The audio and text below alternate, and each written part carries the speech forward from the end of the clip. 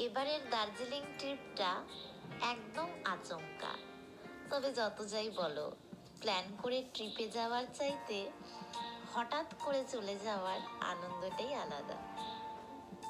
কলকাতা থেকে বাড়ি ফেরার সময় হঠাৎ কি মনে হলো, এনজিপিতে নেমে ছুটতে চলে গেলাম দার্জিলিং। গিয়েই তো বিশাল মন খারাপ। যাওয়ার পথে রাস্তায় এত মেঘ, দেখা মিলল না কাঞ্চনজঙ্ঘার। কিন্তু পরদিন সকালে উঠে দেখা পেয়ে গেলাম।